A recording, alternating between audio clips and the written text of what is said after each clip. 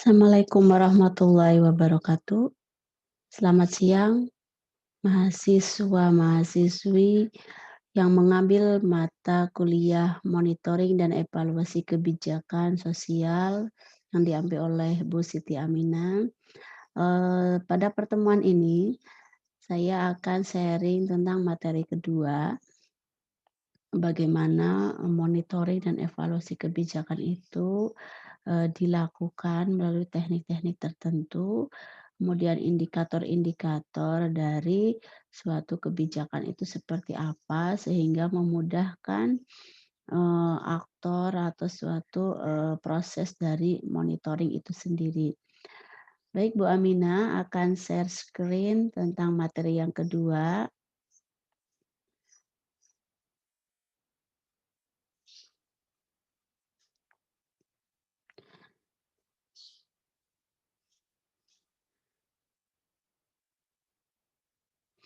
Ya, teman-teman sudah, kelihatan di sini, teknik dan sistem Monef yang efektif. Ini materi pada pertemuan kedua ini, teman-teman nanti boleh misalkan ada pertanyaan atau ada sesuatu hal yang kurang jelas, sangat boleh bertanya nanti ya di, kolom yang akan Bu Aminah, share nanti. Baik, materi untuk kali ini yaitu tentang, teknik dan sistem Monef yang efektif. Kompetensi mahasiswa pada pertemuan kali ini itu mahasiswa memahami dua hal ya. Yang pertama, memahami pentingnya sistem monitoring dalam perencanaan dan implementasinya dari suatu program atau suatu strategi, khususnya yang terkait dengan penanggulangan atau pengurangan kemiskinan. Di program-program ini kaitannya dengan penanggulangan atau pengurangan kemiskinan. Yang kedua, memahami tujuan, prinsip-prinsip, serta model MONEF ya. Jadi sebenarnya tujuan dari monitoring itu apa? Tujuan dari evaluasi itu apa? Nah, ini teman-teman pada pertemuan ini harus bisa memahaminya. Monef sendiri gitu ya, kalau kita, makna itu ada 2 kata, monitoring dan evaluasi. Nah, monitoring merupakan ini pengertian dari, suatu tokoh ya, seorang tokoh Hewitt ya, dia mengatakan bahwa monitoring itu aktivitas internal internal si pengelola program, internal si pelaksana program. Program di sini dikatakan proyek ya, jadi bebas nanti kita, bedakan gitu program dengan, proyek. Biasanya kalau proyek itu, ada jangka waktu yang harus diselesaikan gitu ya. Nah, kalau program tuh pada umumnya, kita sudah paham. Kembali lagi ke pengertian monitoring merupakan aktivitas internal proyek yang dirancang ya untuk mengidentifikasi feedback. Jadi mencari tahu, mendata apa saja yang terjadi, masukan-masukan apa yang terjadi ketika aktivitas program itu berjalan di internal pengelola. Nah, aktivitas ini tentunya pada setiap progres dari proyek tersebut. Monitoring ini selalu dilakukan. Ada progres misalkan dari mulai perencanaan progresnya apa menuju pada pelaksanaan. Ketika pelaksanaan tahap pertama, tahap kedua, tahap ketiga itu ada proses, ada progres. Nah, itulah monitoring selalu dilakukan. Tuh. Selanjutnya Hewitt juga mengatakan bahwa monitoring itu termasuk mengidentifikasi masalah-masalah yang dihadapi ketika program itu berjalan dan efisiensi dari implementasi, proyek tersebut. Jadi ketika Secara internal itu sudah menyiapkan, apa ya, konsep monitoring-nya, kemudian siapa yang akan melakukannya, apa saja yang akan dimonitoring, prosesnya, setiap perjalanannya dilakukan monitoring, itu dengan sendirinya program itu akan sangat efisien gitu, dalam implementasi dari suatu yang, menjadi tujuan, tuh. Kalau misalkan, monitoring-nya kurang atau pada tahap-tahap tertentu tidak dilakukan monitoring, nah ini akan terjadi hambatan. Masalah-masalah yang terjadi tidak akan, apa itu, teridentifikasi. Ini pengertian dari habit ya. Selanjutnya, monitoring lebih dimaksudkan untuk menilai. Ya, menilai apa? Apakah input itu ya, atau sumber proyek akan dilaksanakan dan akan digunakan dalam menghasilkan tujuan tertentu. Tuh, jadi menilai, misalkan mendapatkan pemetaan masalah atau hasil monitoring itu, oh ini program apa itu, program selama pandemi di suatu desa itu ternyata tidak berdampak bagus, adanya misalkan kecemburuan sosial, itu kan input ya, input ketika pelaksanaan. Nah, apakah ini akan terus digunakan pendapat-pendapat ini, sehingga output dari program selama pandemi ini apa sebenarnya? Pendapat-pendapat ini atau masukan-masukan ini bisa dipertimbangkan. Jika memang, apa itu, hal yang demikian itu terjadi, apakah mau diperbaiki cara misalkan pembagian, untuk dana ketika pandemi, pembagian ada gerakan-gerakan, berbagi gitu ya, atau ada lumbung, lumbung pangan, nah seperti itu. Atau ada, beberapa program yang diinisiatif oleh warga-warga sekitar. Nah, apakah ini akan tetap, menjadi masukan yang kuat yang menghasilkan, suatu apa ya, perencanaan baru untuk menuju, target tertentu dari adanya program tersebut.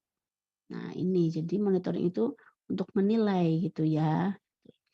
Kemudian ketika monitoring sudah kita pahami seperti itu, dilakukan ketika awal dalam proses-proses, maka kita akan memahami yang namanya evaluasi. Evaluasi itu merupakan, kalau Hewitt ya mengatakannya proses penilaiannya. Ya kita, kembali lagi ke slide sebelumnya di sini, evaluasi evaluasi merupakan pencapaian tujuan dan pengungkapan masalah kinerja program atau kegiatan untuk memberikan umpan balik dari peningkatan kualitas kinerja program. Jadi kalau, penilaian itu, pencapaian tujuannya dan pengungkapan masalah kinerjanya itu sudah kelihatan gitu ya, itu akan, kira-kira akan meningkatkan kualitas kerja program atau tidak gitu. Evaluasi bisa dilakukan di, awal, tengah, ataupun akhir. Jadi tergantung model dari tim kerja itu sendiri. Nah, evaluasi pada dasarnya bermanfaat untuk merancang proyek-proyek yang lebih baik gitu atau program-program yang lebih baik. Hal ini terkait dengan manfaat evaluasi, yaitu mampu mengidentifikasi dampak dari sebuah proyek, sehingga dampak negatif itu bisa dihilangkan. Dampak itu biasanya terjadi atau kelihatan tidak begitu cepat itu ya, dalam waktu yang lama dampak dari suatu program itu. Misalkan, program, apa ya, yang dampaknya tidak kelihatan secara langsung itu,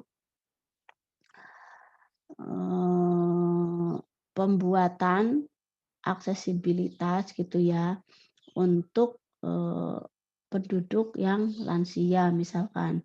Adanya, adanya, wadah posyandu lansia, senam lansia, itu misalkan ada program seperti itu ya di beberapa beberapa tempat sudah ada. Dampaknya kelihatan tidak?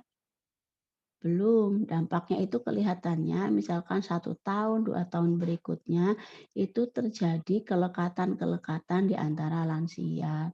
Adanya kebutuhan bersosialisasi di antara lansia yang terpenuhi. Kalau saat terjadinya atau dimulainya program, itu proses monitoring akan berjalan. Oh, lansianya ternyata yang hadir misalkan hanya 2 orang, atau dari 20 orang tuh hanya setengahnya 10 orang. Itu dampak belum kelihatan. Jadi kadang ukuran-ukuran jumlah itu menjadi, catatan monitoring juga. Ketika, misalkan baru 1 bulan, 2 bulan, 3 bulan itu yang kelihatan baru hasil. Jadi antara hasil dan dampak itu ada bedanya ya. Jadi kalau hasil itu yang kelihatan secara langsung, kelihatan dalam waktu dekat, tetapi kalau dampak itu kelihatannya itu nanti lama gitu. Oh, dampaknya itu kelihatannya tentunya tidak saat ini, yang tadinya 2 kemudian jadi 10 orang.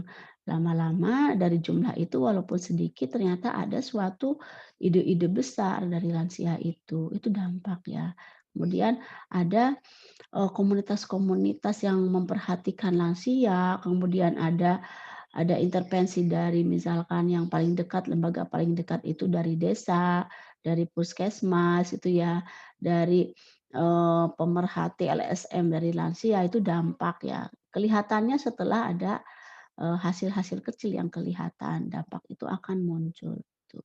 Sehingga misalkan adanya kerjasama, adanya, perhatian untuk program-program lansia, ya kalau di Sleman itu ada namanya sekolah lansia. Nah itu bisa saja itu merupakan dampak dari adanya kegiatan-kegiatan kecil yang, dilakukan oleh komunitas, lansia itu sendiri.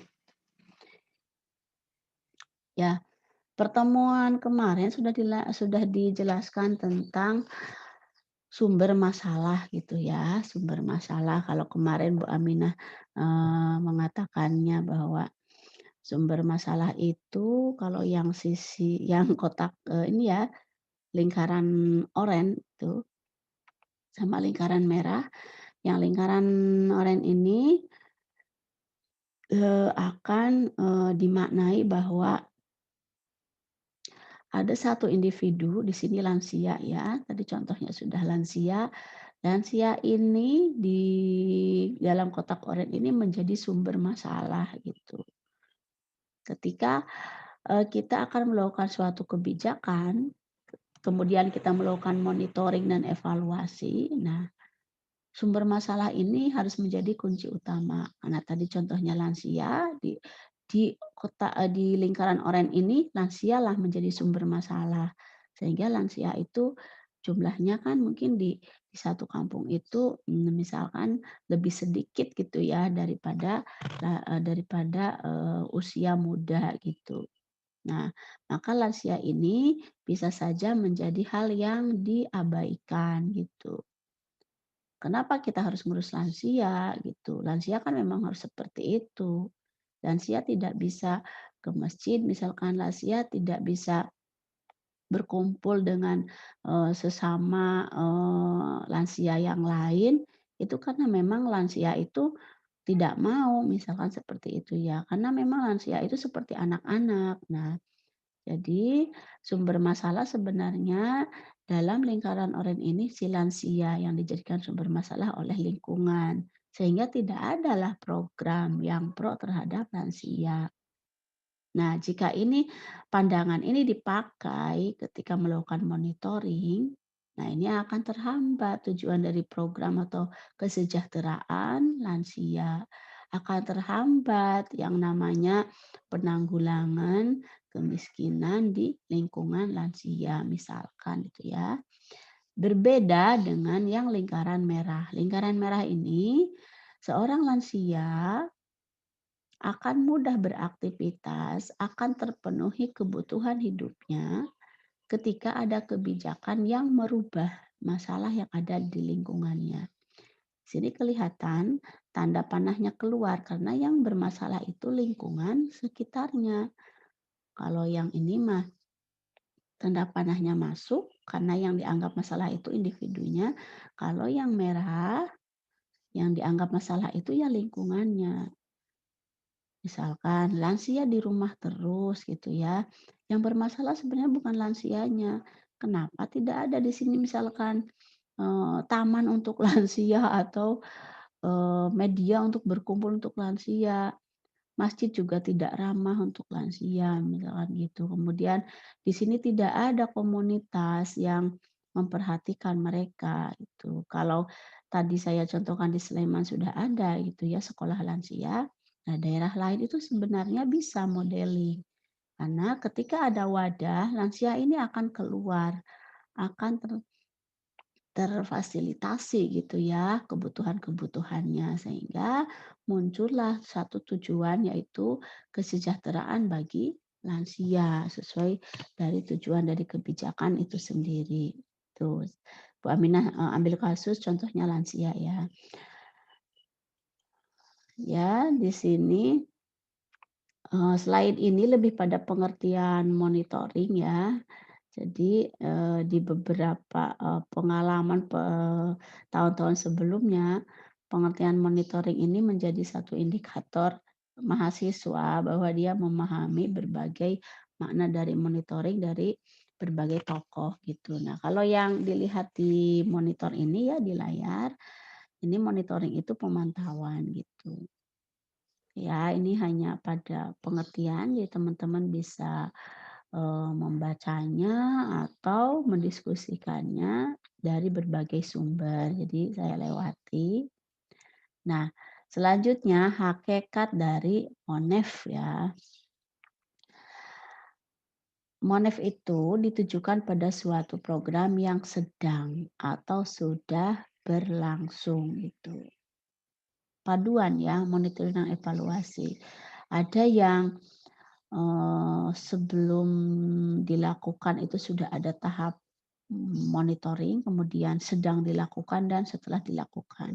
Ada juga MONEP itu, dilakukannya setelah saja, tuh. Jadi coba kita, analisis ya pada kegiatan-kegiatan mungkin, di sini banyak aktivis, banyak teman-teman yang aktif di organisasi, kira-kira kita pada MONEP yang seperti apa gitu. Nah, hakikat MONEP itu yang pertama ya, monitoring sendiri, yang di sini untuk melihat memantau jalannya organisasi, hakikatnya itu ya, selama kegiatan. Tuh, yang kedua, hakikat MONEP itu berlangsung, jadi, sesuatu yang dilakukan ketika berlangsung, menilai ketercapaian tujuan, melihat faktor pendukung dan penghambat dari suatu program, MONEF itu. Kemudian dalam monitoring atau pemantauan dikumpulkan data dan dianalisis. Ketemu data, datanya macam-macam. Data masalah yang ditemui, data kebutuhan lanjutan yang ditemui, kemudian data-data misalkan ada kekurangan ketika masalah SDM yang kurang atau, peralatan apapun. Nah, itu kan data itu dianalisis. Hasil analisis di apa ya, didiskusikan, diinterpretasikan, dan dimaknakan sebagai masukan bagi pimpinan untuk mengadakan perbaikan. Ini sudah, Bu Aminah sudah pernah melakukannya ya di kota Yogyakarta. Waktu itu tim dari Renaksi, Rencana Aksi Kota Jogja, eee, mengundang gitu ya atau memberi amanah pada, kepala PLD yang sebelumnya itu Dr. Arief Maftuhin dan, saya bersama Mas Bayu gitu ya terlibat. Nah di sini nanti akan saya lihatkan indikator dari, yang diinterpretasikan dari hasil MONEF itu.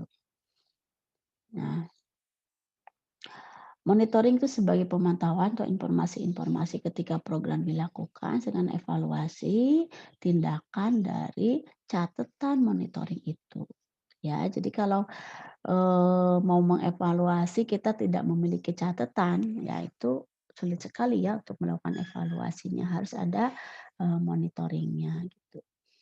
Nah, selanjutnya prinsip dari Monef ya, ini, sumbernya dari Jurnal Teknik Monef, teman-teman bisa searching di Google Scholar ya, banyak sekali. Pertama, berorientasi pada tujuan, ya. Kita harus tahu tujuan dari suatu kebijakan itu apa, tujuan dari program itu apa, ini menjadi prinsip. Ketika melakukan Monep, tujuannya dari kegiatan itu misalkan untuk mensejahterakan difabel, untuk memberikan akses pendidikan bagi difabel itu, atau untuk memberikan layanan pendidikan sepanjang hidup bagi warga, misalnya lansia tujuannya. Nah, kalau tujuannya itu sudah jelas, Monef ini akan mudah dilakukan. Yang kedua, mengacu pada kriteria keberhasilan.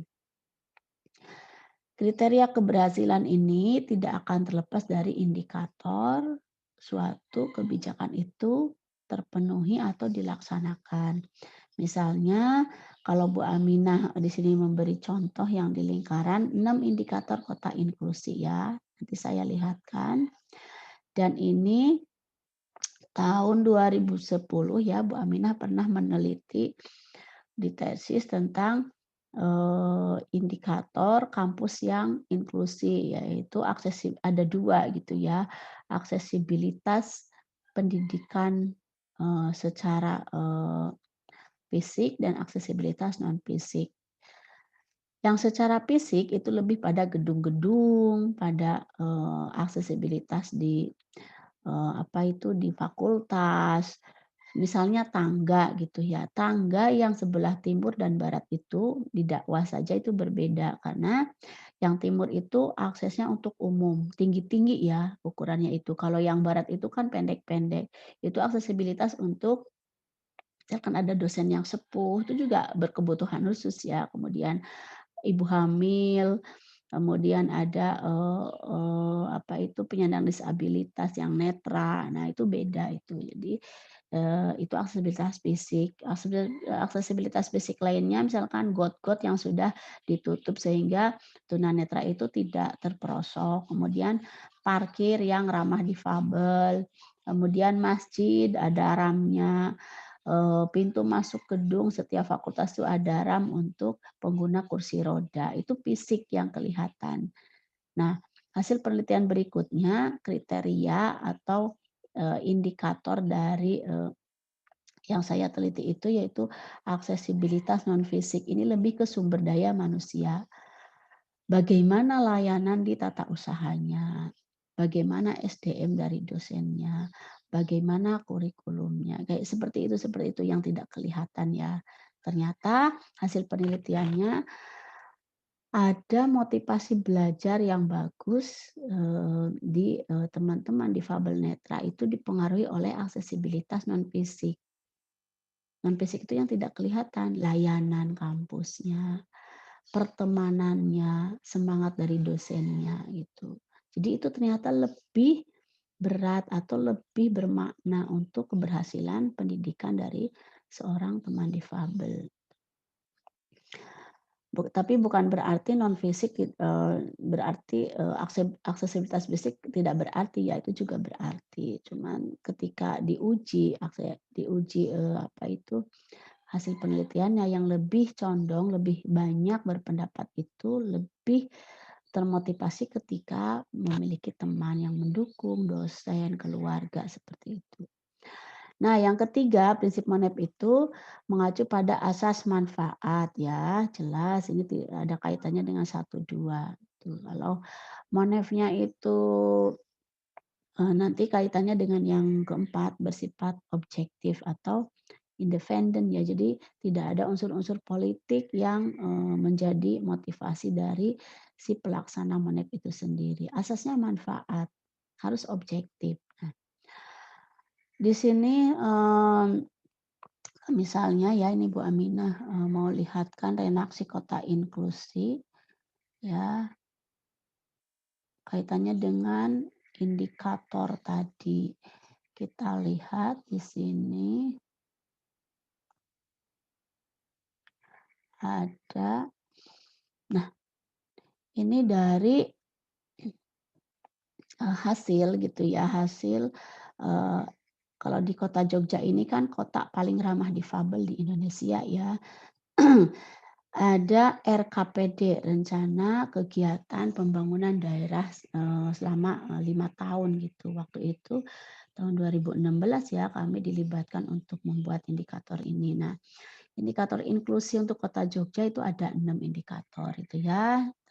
Lingkungan fisik yang aksesibel, lingkungan sosial yang positif. Nah yang ini kan tadi lebih ke fisik, kalau yang kedua ini lebih ke, orangnya gitu ya, sikap, seperti itu. Coba kita lihat berikutnya. Nah ini yang ketiga keterjangkauan, misalkan, kampus yang terjangkau oleh difabel seluruh Indonesia, kalau tidak terjangkau, misalkan, keuangannya gitu ya, atau, investasi pemerintah, yang tidak ada gitu di wilayah itu namanya belum inklusif. Ini salah satu indikatornya. Kemudian misalkan, mmm, lembaga-lembaga kesehatan, puskesmas itu kalau tidak terjangkau oleh difabel namanya belum inklusif. Kemudian yang keempat ketersediaan ya, lokasi, jarak, jumlah, tersebar di seluruh, wilayah. Ini apapun yang dibutuhkan oleh masyarakat, jadi tersedia. Yang kelima kualitas dan yang keenam ini partisipasi. Jadi ada partisipasi cara politik, cara kebijakan untuk semua program dari lingkungan yang inklusi. Ini 6 indikator ya. Contoh saja karena, Bu Aminah dulu terlibatnya di, bidang kota inklusi ya. Tentunya kalau di program-program lain, Bu Aminah yakin, ada indikator juga, jadi sesuai dengan target dan tujuan dari suatu, program itu apa. Nah, ruang lingkup, dari Monep ya, ini ada perencanaan program, misalkan dari mulai perencanaan itu ada kondisi lembaga yang akan dievaluasi seperti apa, ini bisa dibaca ya. Kemudian pelaksanaan program di sini, kemampuan kriteria pelaksana program, itu harus jelas juga gitu ya. Kemudian keterlaksanaan, apakah partisipasi personal dalam pelaksanaan program, seperti apa, bagaimana kesesuaian jadwal dan rencana, ini unsur-unsur gitu ya yang dilakukan ketika kita melakukan Monep. Refleksi dan umpan baliknya itu seperti apa, harus ada jenis evaluasi yang diterapkan, misalkan monitoring, supervisi.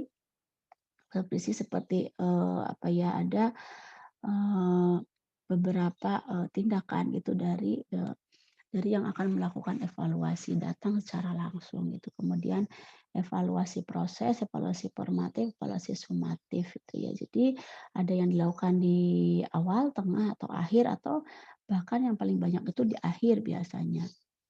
Hasil program ini, menjadi indikator atau proses yang akan dievaluasi juga, apakah hasilnya sesuai tujuan, kualitasnya seperti apa, produktivitas, ini penting ini. Apakah suatu program itu, menjadikan user dari kebijakan itu menjadi produktif gitu ya, kemudian efektivitas program kegiatan, dan yang terakhir efisiensi penggunaan fasilitas dan sumber dana. Dampak dari program ini menjadi unsur dari Monep juga. Dampak itu tadi sudah Bu Aminah, jelaskan ya, di akhir, yang tadi. Jadi bisa dirasakan ketika program itu sudah berakhir dan berjalan lama. Kalau di sini contohnya perubahan perilaku, tersalurkannya, lulusan mungkin ya. Misalkan kalau tadi konsepnya pendidikan inklusi, lulusan dari perguruan tinggi Universitas Kalijaga ini terserap tidak gitu ya untuk difabelnya misalkan. Meningkatnya kinerja peserta pelatihan itu jika ada pelatihan, kedisiplinan, dan lain sebagainya ya. Yang B dampak yang tidak direncanakan. Jadi yang atas tadi direncanakan karena sudah terkonsep, dampak yang tidak direncanakan kadang tiba-tiba, terjadi gitu ya. Misalkan di beberapa kasus, program itu, eee, saya pernah melakukan program, audiobook gitu ya untuk difabel netra. Nah itu dampak yang tidak direncanakan ternyata banyak sekali teman-teman dari Malang itu yang datang gitu untuk minta kerjasama untuk mengisi program. Itu tidak terbayang gitu sebelumnya.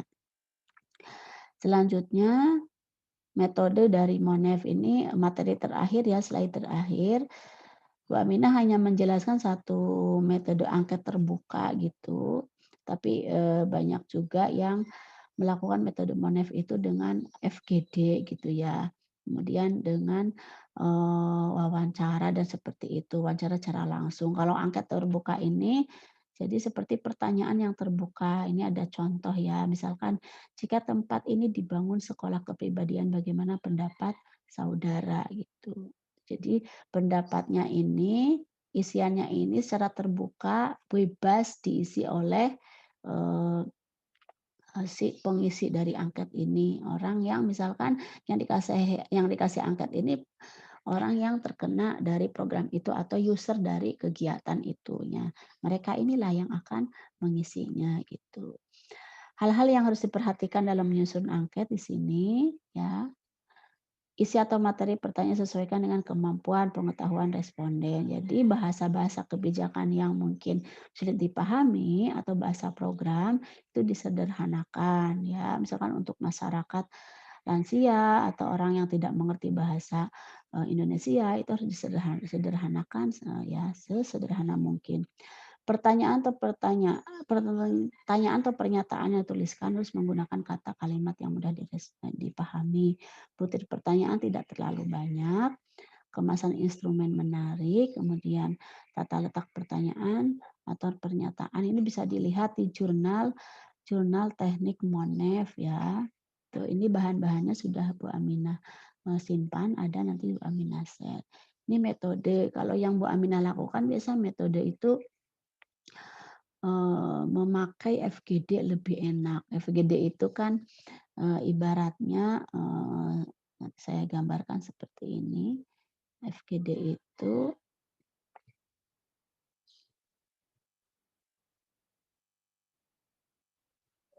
misalnya kita mau, mengevaluasi atau monitoring terhadap program aksesibilitas desa inklusi ya. Nah, FGD di sini, misalkan di sini ada, ini ada dari desa ya, dari desa gitu, dan di sini ada, apa ini, pemerintah gitu, pemegang kebijakan, kemudian di sini ada warga ya, kemudian di sini ada perguruan tinggi. Ini metode FGD ya yang biasa, dilakukan. Kemudian di sini kira-kira siapa ini, misalkan ini user dari program itu sendiri. Nah, di sini ya, di sini, dikumpulkan dari suatu apa itu, satu waktu gitu, dikumpulkan satu waktu.